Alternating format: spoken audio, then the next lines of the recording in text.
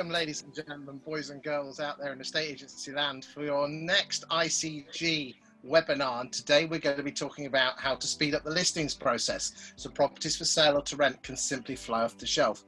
Now, an awful lot of you today are running around like headless chickens. So anything you can do to expedite and get those properties on the market and get them sold, and obviously getting them through to exchange and tenant moving in, will improve your bosses and your own cash flow. Today I'm joined by basically the who it isn't of a estate agency. We asked who's who, but they couldn't make it. They're all too busy. So I'm only putting a link. So today we are joined by such giants as Andy Solomon from Yomdo, the man who sorts out nearly 25% of the UK's live chat. And Andy, if you haven't got it already, get your last week's report out, because I'm going to be wanting to come and talk to you about what's happening out there in estate agency land. We have Matt Gilpin, who's basically Mr. Property Data. There's a certain chap with a beard who's chucking out some videos at the moment, and go and see those videos, because Matt is a absolute legend when it comes to property data and how you can get properties listed quicker and get them sold quicker. So again, Matt will be coming to you on that as well. We've got Ben Sellers, who's basically the king of websites when it comes to estate agency and a little bit of social media marketing as well. And got Chris Cole, who is basically the king of AI when it comes to letting agents process with his Roby AI software. So welcome, ladies and gentlemen. We might be getting someone else joining us. I know he might have been called away, but if he joins us, we'll introduce him when he comes in. So boys and girls, I think what I'd like to do is go to Andy Solomon first, because it's all very good talking about what's happening in the property market, but Andy has this wonderful sentiment tracker, which is actually what is happening in real time, because he's dealing with estate agents on a day-to-day, hour-by-hour basis. So Andy, over to you. What's happening out there in the estate agency land? Talk to me. It's still the most remarkable thing that's going on. I'm going to just share the latest data, which is hot off the press, being worked on as we speak and hasn't been published yet. But for those of you that have seen the Yomdo Property Sentiment Tracker previously, this graph essentially shows what has happened in terms of the number of leads that are being generated from our live chat service, which is runs to millions, 1.5 million chats a year, something like that. And going back to the beginning of 2019. So on the left-hand side is January 2019. On the right-hand side, it finishes on Sunday at midnight, just gone, the 6th of September. And as you can see, last year was a higgledy-piggledy, but everything tracking each other, apart from this orange line of tenants that will peak in last summer. Coming into the seasonal downturn, the Brexit shenanigans, the election, you can find all kinds of reasons to see why that's all heading south. January, new year, new hope, new home to put on the market, all that kind of stuff, only to be hit by COVID and the crash, which came with lockdown and all activity ceasing. But if we go forward from March the 23rd, when lockdown occurred, which is the edge of this pink area, through to where we are on the right-hand side, these four lines, the red lines are vendors, the blue lines are buyers, the purple line is landlords, and the orange line is tenants. And as we can see, this red line, well, it's up there at record levels. There has never been a level like it. So that means that as of Sunday at midnight, the number of new vendor inquiries that we've been handling is a phenomenal 84% up on the same week last year in terms of absolute volume of leads coming in.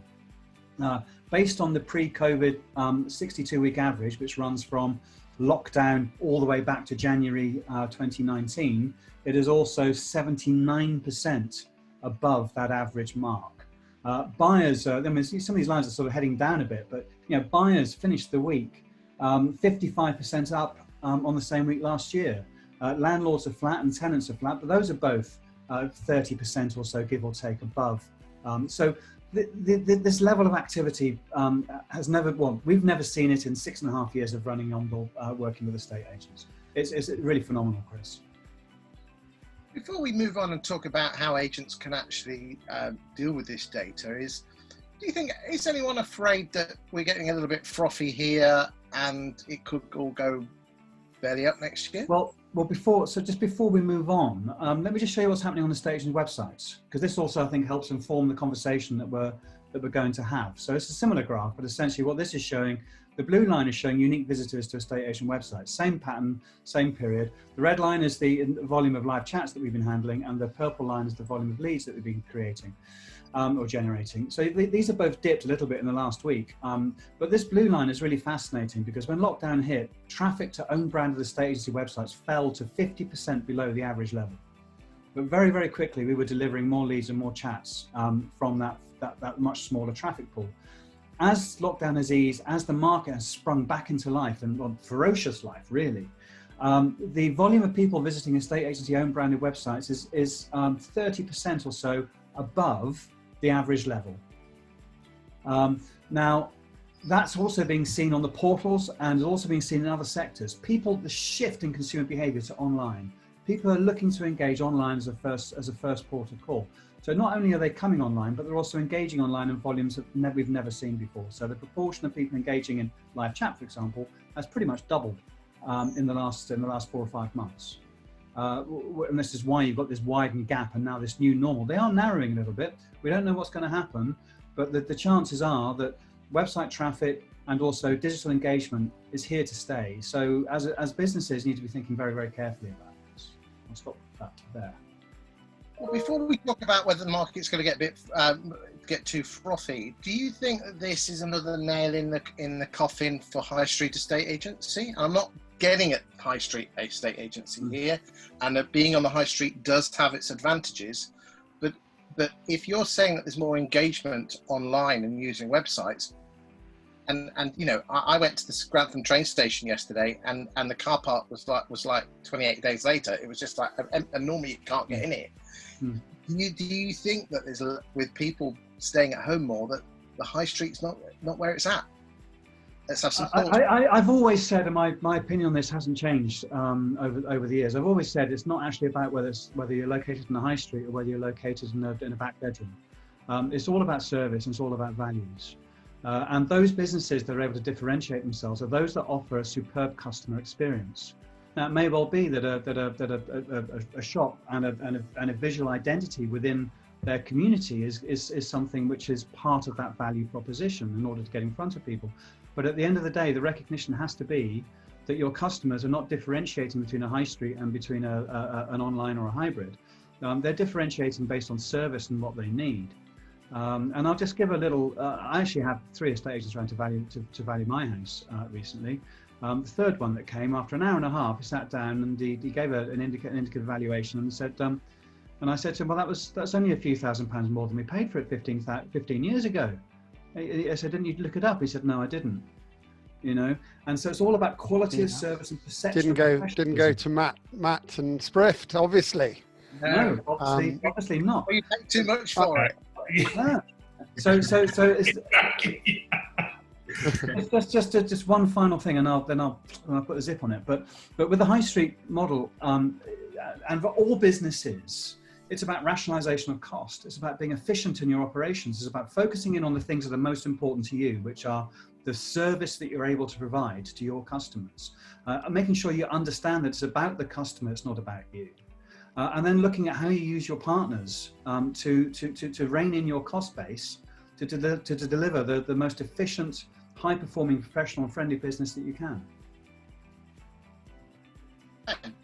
Yeah, I was just going to say, I mean, literally, one of our, more forward-thinking customers went out there and actually asked the questions and asked 22 great questions. I won't go through them all, but the one in particular, how much do you think a high street presence is playing a role for you? And they had to be scored, and there were 1,000 people who filled in this survey, and having a high street presence was in the bottom 4 of 22 questions. So, there's nothing like proof in asking your customer base, and that was a broad customer base. And I thought 1,000 was a good measure. I mean, there's an awful lot of, it's a bit like my wife and I, we haven't got children, but if you go to other couples with kids, it's not as if you can take the kids back. So those who kind of made that choice will always say, yes, kids are great, kids are great, kids are great, because they've made the choice and they don't want to look stupid. My point is I think there's a lot of agents out there who are, they've made the choice, so they don't want to look silly by saying, actually, it's probably not the right choice. And I'm not suggesting that people come off the high street, but I think what they do is, if you're coming to the end of a lease, you need to seriously consider whether a piece of glass on the high street is actually where it's at. Because let's be honest, an hour and a half a day people are on this. It's where it's at, isn't it? Yeah. Anyone else got any more thoughts before we move on and actually talk about the topic we're here to do? But I think this is important stuff. Matt, you talk to me and the world. Well, no, I was actually going to ask Andy and actually Ben whether you'd have this, whether you're seeing that people are engaging with your live chat, the websites you're creating, Ben, even more so outside of usual business hours. And whether just people are a lot less now living a 9 to 5 world, and it might be the case that Andy, your live chat always sort of picks up outside of office hours, but I don't know whether you're seeing any kind of shifts or changes in engagement outside of Well, there's definitely, from our perspective, I mean, the interesting thing is I always like listening to Andy's figures, because obviously he gets a much broader, we've got 100 odd estate agent clients, but our figures always tally with your figures. So it's quite an interesting one. But from a time point of view, it is literally, the classic, when you become a remote worker, as we all now know, there is no time. It's whenever you suit, wherever you are. I mean, what we have found is that the mobile level has just gone through the roof. I mean, it was going through the roof for years, but it is now formally, shot through the roof. And I think that, anyone who isn't thinking heavily about their mobile first, communications, they're missing a massive trick. So Andy, I don't know. I would echo that entirely. I mean, although going back over the years, we always saw effectively, and this is something that surprised a lot of business owners, that essentially around about 50%, give or take, of all interactions that we manage take place outside of standard business hours. It used to be that, on the commute time, when people are on a train or something, they'd be on their mobile and they'd be using that to engage by a live chat because they don't want to speak on the phone or whatever. But we're still seeing that there's a peak, that the peak times haven't really changed. Just the volumes have increased across the board, right? So the peak time in the evening, 7 till 9 or 9:30, it's just absolutely humming with activity out there, as you'd expect. And I say to anyone listening to this, whenever you're assessing what the needs are of your customers for your business, flip it around and think of yourself as a customer first. Think about how you do things. Think about when you're searching online. Think about when you're making purchasing decisions. Think about the factors that influence your decision making along the way. Because as Ben just said, and as everyone's sort of suggesting here, we are actually all at the end of the chain. It is all about the customer. The customer is in control. These things are the great enabler.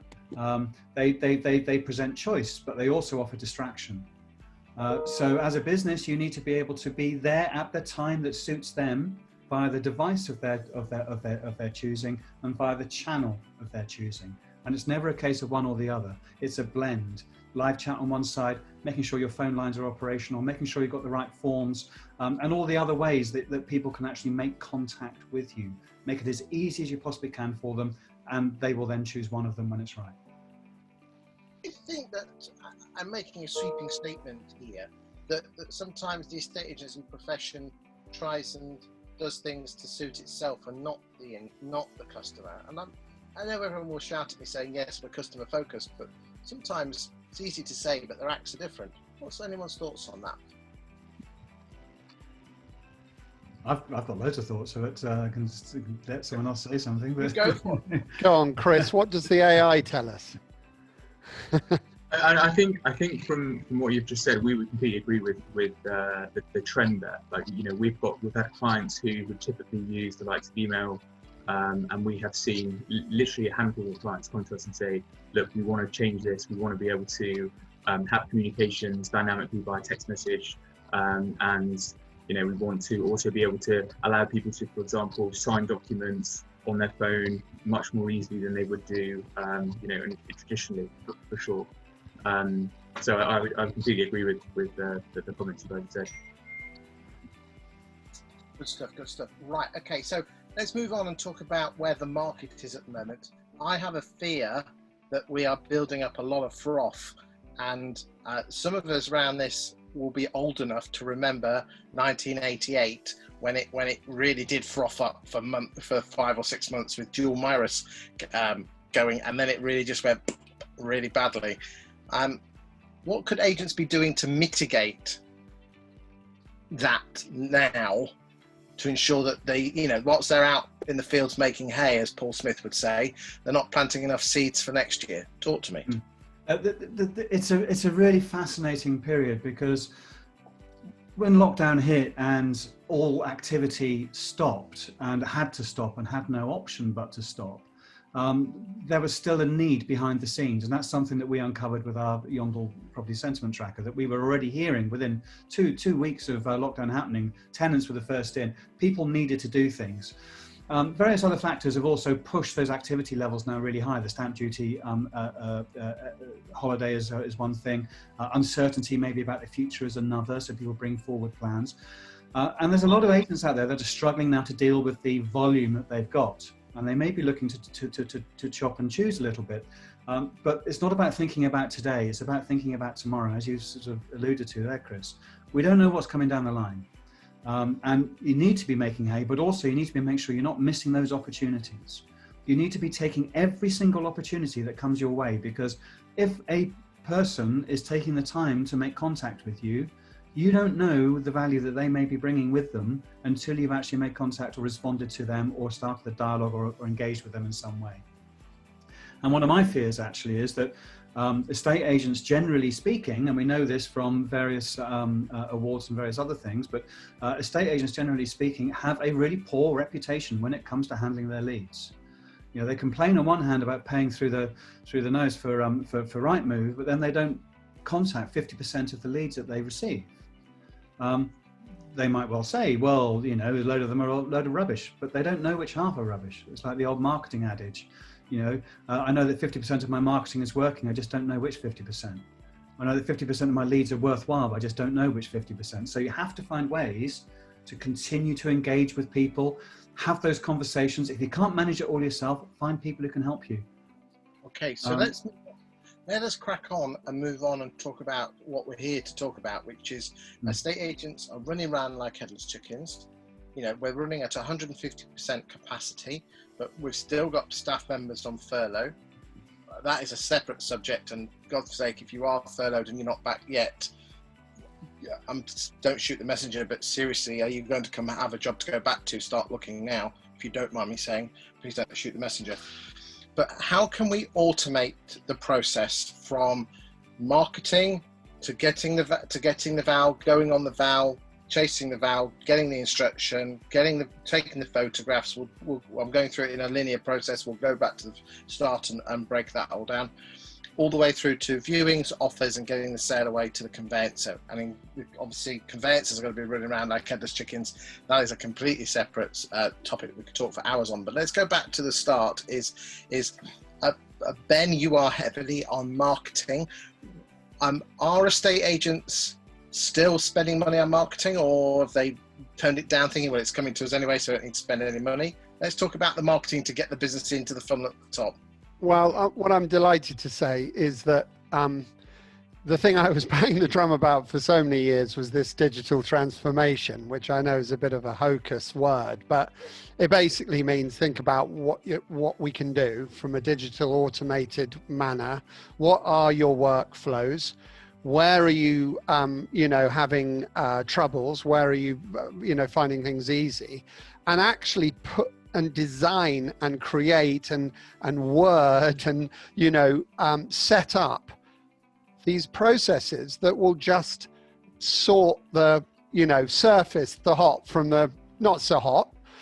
So as part of the whole digital marketing, I'm saying, yeah, guys, you're inundated with leads. So you might not need to be, feeling like you need to get any more. But what you do need to do is start using your digital marketing to actually filter out these guys, save your team from so automated emails, autoresponders, autoresponder that might trigger a Yomdale chat, you know, an autoresponder that might encourage the calendar 5-minute call, you know, on Zoom quickly. Anything to start working away at qualifying. That's one thing, but also everything. I don't believe there is any rubbish lead. As Andy said, if anything comes in, they spent some time, unless they are literally an automated spam engine, they have some interest. It might not be for another 2 years. So what we have been spending a lot of time with our, you know, all our clients is putting together a lot of email journeys, a lot of suitable landing pages, because you'll find that many websites, they don't actually say, they don't even ask the questions of what is it that we need that will filter, get you there quicker, but get us there quicker as well. So there's a lot of that going on, and little, you know, elements of remarketing through Facebook, again, to filter people's interest and surface and create an element of urgency. So that's the sort of thing. It's a different treatment to digital marketing, whereas before it was all find more, find new. Now it's work what we've got intelligently. And I think that is, you know, key.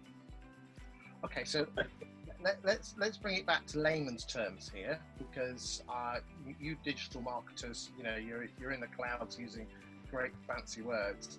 Are you telling me that someone could do an email, say like a Rightmove link, come from or Zoopla, that email could arrive at the estate agent's mailbox, and then are we talking about this where it automatically could go through to Andy, or a lead could go through to Prospect Engine, and those phone calls could start to be made? In fact, you could almost have Autobot, where you have these conversations backwards and forwards, and it's really a robot. Is this what we're talking? Yes, I think so. I mean, if you look at a portal leads coming in, well, they all are asking whether someone's selling a house, you know, for a sort of buyer. The default response on the Rightmove form is no, I'm not selling a house. So a lot of those leads will be carrying much more value. But at the same time, there's an awful lot of properties being listed right now, and buyers are really needed.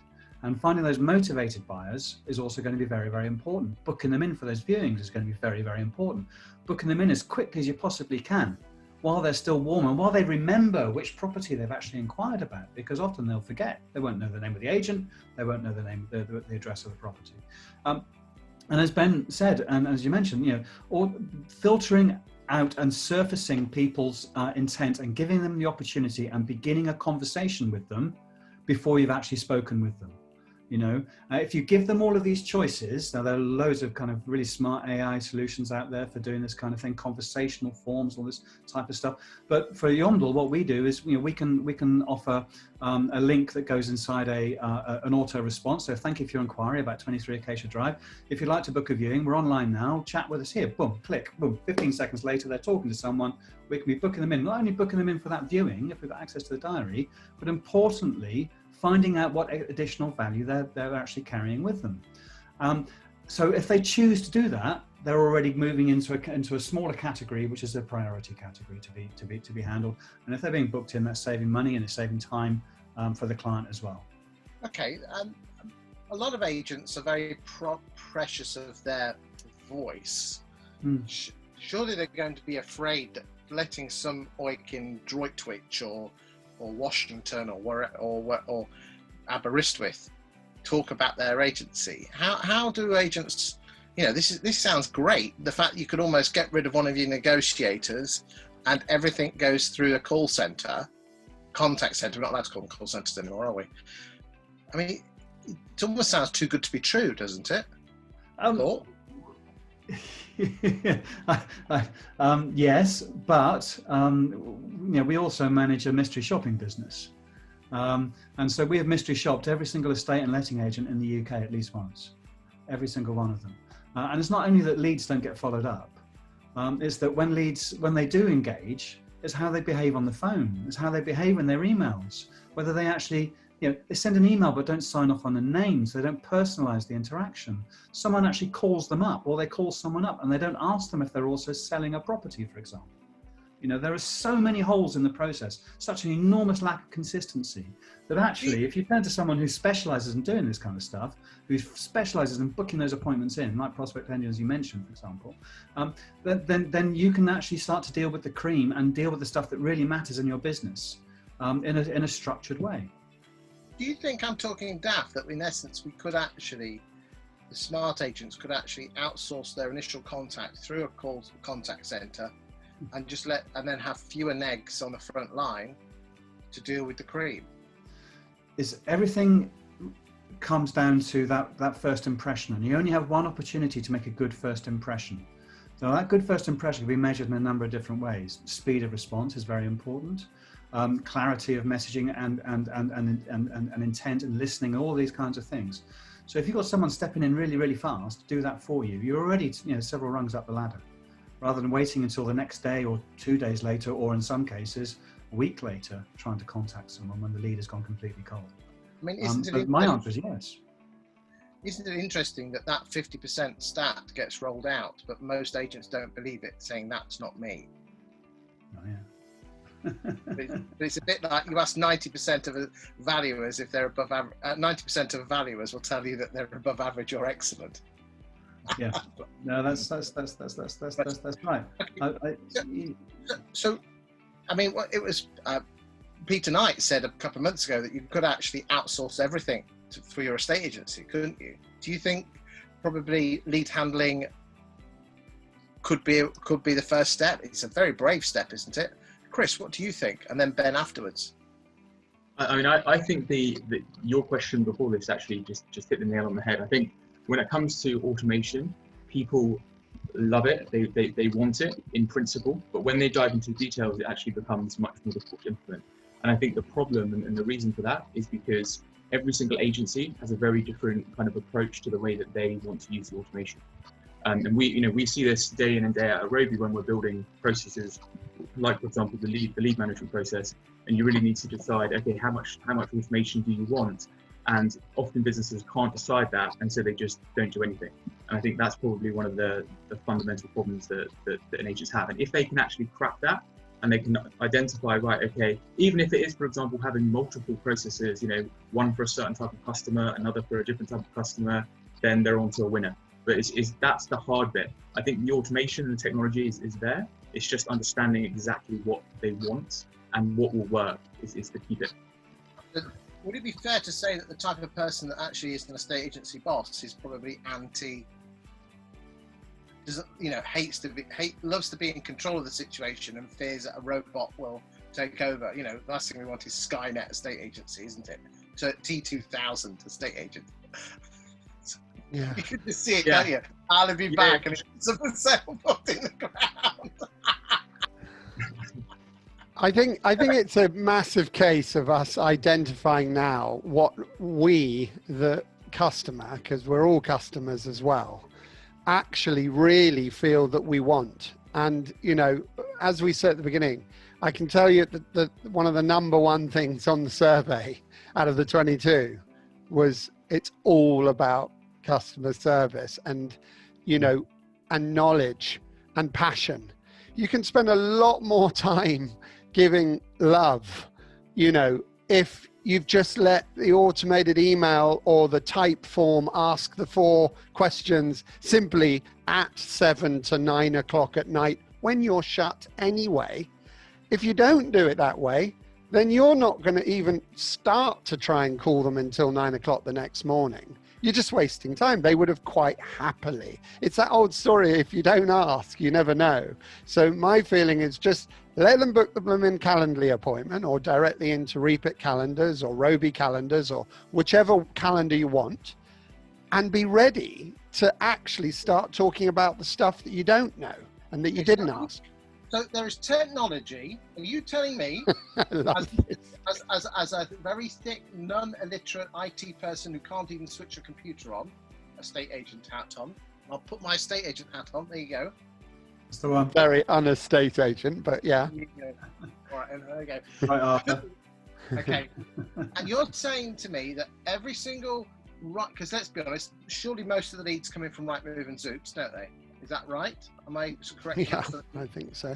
That there are firms out there through the ICG, other firms are available who can automate that to pick it out of your inbox and either do send it to Andy and do a live chat, or the live chats are available, or go into what's called an auto bot, which is basically computer AI, which again Chris and Ben can do, and also Andy, where it basically has an electronic conversation and then you could then, hold on a second, you're then telling me they can then book like a 5-minute Zoom call into a Neg's diary at 9:30, and then the Neg comes in and then it's discussed EastEnders, and at 9:30 they've got like back-to-back pre-qualified.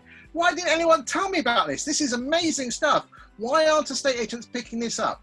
Well, and the text that you get the next morning, that just says, hey Chris, I'm really looking forward to our appointment in half an hour. Here's the link just in case you mislaid it. Now you're going to tell me that's also automated. With your smiling face and a video ask if you wanted to ask any instant questions. So yeah, I mean it's for now. It's loads of money, isn't it?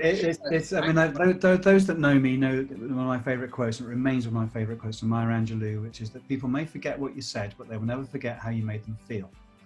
And that cuts across not just the actual face-to-face interaction, but also in terms of experience. So then it's actually not even about creating experiences that are memorable. It's about creating experiences that are remembered. And you can do that in so many different ways. They're just to wow them. But again, it's not about being prescriptive. It's not saying this is the only way it happens. It's about just providing these channels, providing these opportunities. Some people may hate getting an SMS in the morning, saying, oh, I know you're coming. But other people might actually say, yeah, that's really, really good.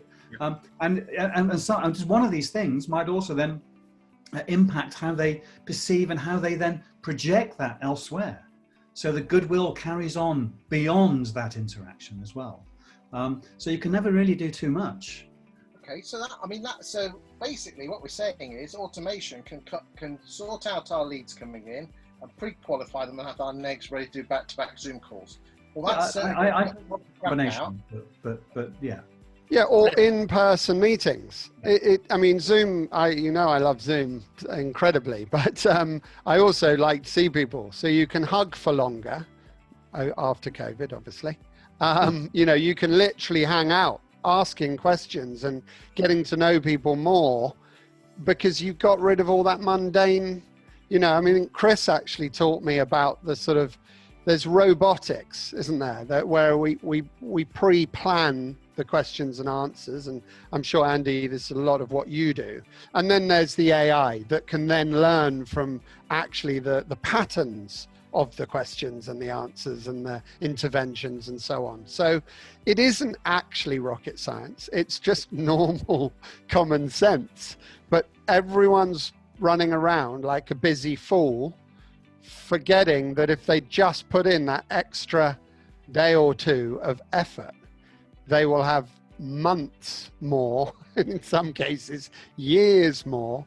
I keep saying I've had 400 Calendly appointments booked. I've never spoken to a soul, and I've had 50 plus where they've rescheduled. Never spoke to a soul. No PAs, no help, no reception desks. So just imagine the time that you can save. And the customer's just going, I love it, It's in my calendar, So that's a no-brainer for me. From a business planning perspective as well, it's very easy to be blinded by this feverish activity that's going all around and thinking that you're overwhelmed and all the rest of it. But actually, the future success, I believe, is very much to be found in the things that you can't see. What's in front of you is one thing, but what you can't see is where opportunity lies, and where the ability to differentiate yourself in your marketplace also lies. And a lot of that can be found in the data. So understanding your data, understanding what people are actually doing, and then extrapolating that out and then using that to your advantage. But if there's one message that I would really very, very strongly give is that don't just deal with the numbers. Actually look at what's causing it, what's driving it, what are the points of interaction that are actually happening here. What are the things you need to focus in more on if we're looking at sustainability going forward? Okay, so we've now dealt with the leads. We now go out on the free val to the appointment. Is there anything that we can do to help the valuer secure the listing more? And I'm looking at Mr. Gilpin with laser eyes. Mr. Gilpin, come in. Excellent. Well, yeah, I think certainly a time when everybody is slammed for time. Our big things, obviously, upfront information, be that to share with the buyer, the seller, and now the emerging market of the conveyancer. The earlier you can get this information in the right place to be able to transact the property, then the better. And that goes from your first interaction with both the vendor and buyers, so that everybody's more informed, because people definitely don't want to go out and be viewing properties at the moment in this COVID world if it's not the right kind of property for them, and people are nervous about people coming into their houses as well. That general public, I don't think people want 50 plus people open houses going on currently. So yes, we're big on obviously that provision of information up front. So just and transparency and everything we're talking about here today. The way, what I was interested listening earlier about the way that leads are being handled, because if it's fully automated, but I can have an overview of that, I can actually see, I've got a transparent view of that automation, I'm going to feel a lot more comfortable about that than if I'm just, at the end of it, I'm told, oh, computer says no. So I think that, transparency is a buzzword I'm just hearing more and more and more coming back to us throughout the whole of the industry. Okay, answer the question though. I was going to see if you pick me up on that. Exactly, yes. So if we can say, instead of taking 2 to 3 hours to research and pull together your val pack at a click of a button, and within sort of certainly a couple of minutes, you've got everything you need, so that when Andy's third valuer came round and wasn't aware that his property had sold for how much or how much it sold for last time, then have that kind of information up front. Then of course it's a massive time saving when everybody is hugely but it also makes you look pretty smart, doesn't it? That's the thing that I keep saying. I mean, I will say, Ben, and I'm not being paid to say this, and I bloody well should be, Matt Gilpin, is that your reports with la-di-da maps are sweet. They are sweet. You mean my reports? I thought you mean that I look quite smart. That sleeveless puffer is absolutely spot on. I think was it the blue light specs on now, and I'll be well aware. Because I'll be straight with you, is that you fall into the trap that a lot of prop tech solutions do. Well, although you're coming out of the woodwork now, I'll give you that. But it's a great product. It was poorly marketed, but now you're pulling your socks up, and you've got Amy and everyone behind you, waving the flag for you. But it is an absolutely amazing bit of kit, and it takes a lot for me to go wow. And I thought wow, and especially your lettings product, which we're not allowed to talk about, which you're going to be launching very soon, but you can't talk about it. Shush, say no more. Exactly, yeah. The spoiler. It's very, guys, I'm not being paid to say this, as you know, I don't get paid to say anything for any supplier. You're very kind, Christopher. Thank you very much. Okay, so Chris, what can you do? What can you or other ICG people can do to help agents before they get to the val actually do good? I think so. In terms of, I think that the solution we have at Roby, for example, would go actually a lot further than what we've discussed. So, for example, if we could just go back to the leads as an example, we could actually identify which negotiator is best at dealing with that particular customer based on the answers that they've given. Okay, they're a professional, they work in banking, whatever it might be. Right, we know that Amy is better than Alex at dealing with that lead.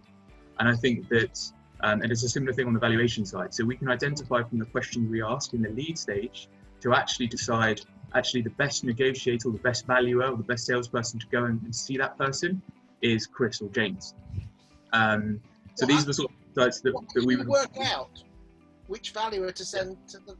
No, this is Skynet TV, Skynet estate agency. So we find the most effective actually in lettings renewals, where you can identify who's best, which property manager is best at renewing the tenancy based on the property and based on the attributes or the character of that person. That's where our data is shown to be most effective, but it works in a similar way with valuations, with the pre-tenancy process as well, which is so I think it would go a step further, I think, if you were to really use super powerful AI. This is really interesting, and actually it resonates with something that we do as well, which is conversational analytics, which I'm guessing is what's fueling Chris. So we have a system whereby we can in bulk download all of the audio recordings of all of, say, the Rightmove calls and all of this kind of stuff, and then analyze them and look at sentiment and look at cause and effect and all the rest of it to try to understand the right triggers for the right people at the right time. In order to get them to the point that you want to get them to. And the great thing about it is that you can do it at volume, massive volume. You can take tens of thousands of hours of audio. And once the whole system is set up and you identify all the key phrases, look at what actually upsets people, what makes them feel warm and cuddly, and all of these other things. This is like the NSA. The computer can work out what's being said and what works and what doesn't work. The system automatically transcribes the audio and then scores it, and then we look at sentiment scoring off the back of it. And so this is particularly useful for businesses that have quite a large volume. And if you've got, say, a large network of offices with lots of different people fielding calls, but you've got one phone system that you're working with or one set of audio recordings, then we can analyze the whole thing to try to build consistency in tone of voice and engagement across the entire piece. Okay, let's say I'm Chris Watkin, estate agents, one-man band in sunny Grantham. What benefit is that to me? Not much. Also, can I interject here as well and say, I think one of the things that I think that, and this plays back to your question about what's happening if this is a frothy market as well, is that I think it's worth pointing out how simple all of this stuff is to onboard. Because at the moment, lots of agents say, I haven't got any more time to look at new tech. So it's in turn, and some of this stuff what we all do is pretty advanced, but I think it's worth pointing out this is stuff that's really quick to onboard, and also it's stuff that you will very quickly start to see an ROI, certainly from a time point of view, on. Plus, be well prepared for, as Ben's digital transformation or post end of stamp duty world, what that's going to look like.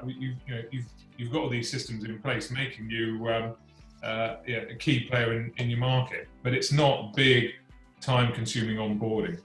That's a really solid point, Matt. And I think it's also important just to go slightly beyond that and to say these are not just shiny things that we're talking about here that you can put in the business to drain your bank balance. Every component part needs to have other actions and activities and measurements that take place alongside. None of these things will work in isolation. It's actually about a root and branch review of your whole workflow, of your customer journeys, how you can pinch together the workflow and the customer journey at key points to deliver the results that you actually want. And we're very fortunate that we're connected with a bunch of guys and girls that are really, really good at working together to deliver a multiplied ROI. How does that work with can an agent ring up the ICG and say, look, could just someone come in and just look at my whole business? Yeah, essentially we don't so much come in, but obviously throughout the whole ICG approved website, you can access straight into a calendar, practice what we preach, every single one of the lead players within the ICG, over 30 odd. You can also make a general inquiry, register free as an estate agent. And, a number of people will be happily, Ian White, as most people know him, he will happily, put his own time aside and jump on a Zoom call and point you in the right direction. Obviously, what the beauty of what we're doing is we're not just talking about it, we are actually doing it, and we are trying to make it more simple for everyone. And I think that, amongst ourselves, there's continuous case studies. For example, well, you're doing stuff all the time. Everyone on this call, we're partnering in different ways right now. But there's a whole bunch of different solutions coming down the line. And they're proven. They're actually in place, so they can be done quickly. But I just wanted to quickly go back on your point of how can some of the stuff we were talking about help a single branch agent in Grantham. Just embracing the concept of a video call and actually paying that extra couple of quid for the audio transcript. You don't need any AI at this point, but it means that you can talk to a person, and then at the end of the meeting, you paste the link to your recording into your CRM, whichever CRM you use, and your colleague can glance through this beautiful transcript, which, by the way, is done by otter.ai, and you can get that on your phone for free. I always walk into meetings, go, do you mind me recording this? So I can actually talk to you rather than being distracted, trying to write notes. And then when I'm finished, I send it to my team and they notate it, you know. But so there are really lovely little MVPs you can do, minimum viable products that you can do that actually cost very little, you know, as we know. So I love the idea of audio transcribing a Zoom call and putting it on your CRM. Yeah, That's just in my mind. It's lovely, isn't it? You know, we're not even. I know we've only got another 10 minutes to go, but that's just. That's two things. I'm actually chuffed to bits. I've come on this call, and I hope everyone watching this as well. Right, let's move on. We've got the house on the market. How do we expedite the photographs, the EPCs, the video tours, and everything to get that bad boy on the market? Talk to me. Who wants to start? Come on, Matt. Come on, Chris. Get on, we've been talking to the boys. Yeah, so I think, well, obviously we were I think Lee from Focal Agent was due on the call, so he was probably going to pick up about actually, a system that can just go and order all of that kind of stuff for you. Obviously, we're a great place then, you know, once you've got all that to store it all and then be able to share it en masse. So yeah, there are companies out there that Focal Agent's great at that, and also with then being able to use that in a virtual viewing or smart viewing platform.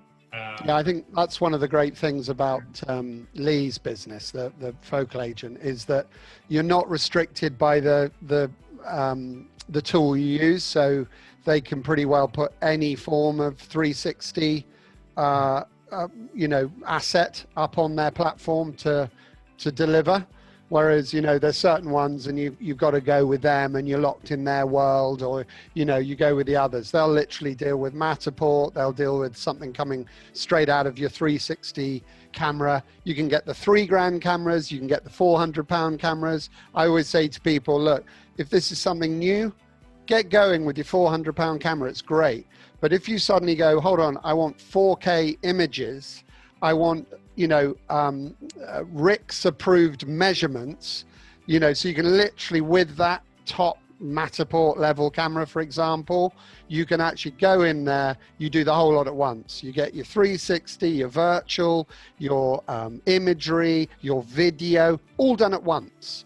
And, you know, these guys, there are a bunch of companies out there, Focal being probably the lead one across the whole country, are able to deliver these things in breakneck speed.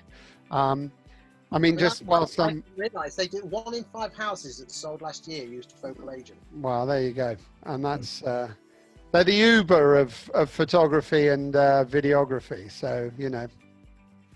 Indeed. Not the Vuber, but they're awesome too. No, this is not... We're not... All we're doing is blowing smoke up each other's backside. I think it's my turn. No, don't worry. I won't do anything.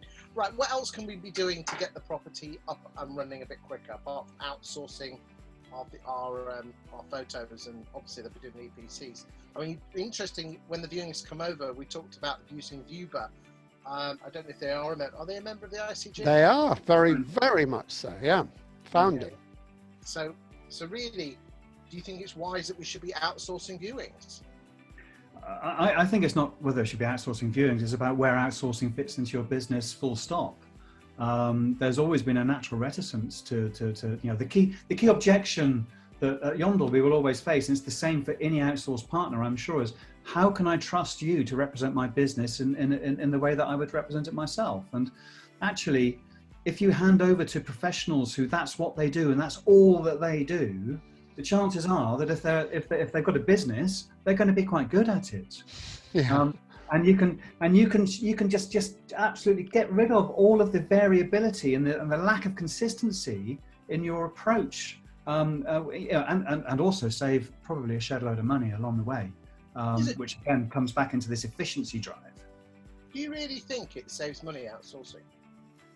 I say to people when they're so in the live chat world, which is the one I can talk about most easily, people say, oh, well, I really want to do the live chat myself in hours. And I just say to them, okay, so what would you say that your hourly rate is? What's your time worth? And when it comes to viewings, the question would be, well, how long do you spend traveling to viewings every week, every month? Add that up, times that by your hourly rate. That's how much you're spending on doing that particular task. It's a very simple. And do you want your top guy on a video call making like 20 video calls that day instead of going on 3 viewings or 4 viewings or however many you can fit in traffic? They will cancel, so they go to Waitrose to do their shopping because of course they do that. Yeah. Experience. I think also that process, for example, with viewings, where you need to understand the best approach to like you've all alluded to around wasting time. So for example, some of our customers utilize, for example, SMSs, WhatsApp, various other kind of basically communication methods, which will actually, for example, confirm that someone will definitely be attending. And if they don't confirm they're attending, we'll actually move that process forward in as efficient way as possible. So for example, you cancel the viewing, tell the tenants that they won't be attending the property. You could actually try and reschedule that meeting immediately.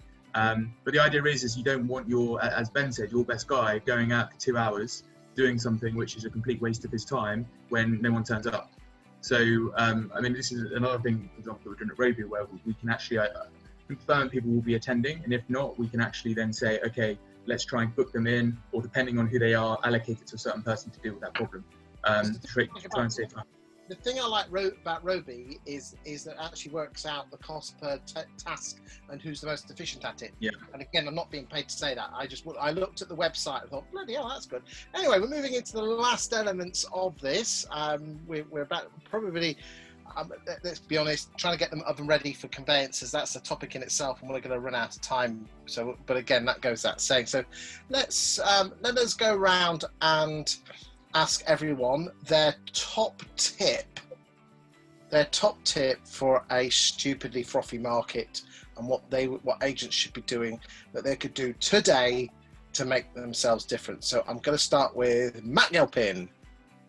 Well, I am going to focus on that last question very quickly, because that's the number one thing we're hearing and seeing is get the conveyancer involved quicker and give them more information. So not just the EPC if they're lucky, a memorandum of sale, fire the brochure at them, fire our reports at them, fire it, just everything you possibly can at them, and why not when you're listing the property. So if you know pretty much who you're going to be sending the deal to, then get them involved ASAP.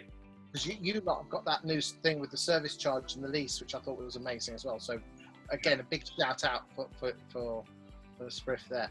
Andy Yondell. I'll answer your last question rather than the previous question, as Matt did.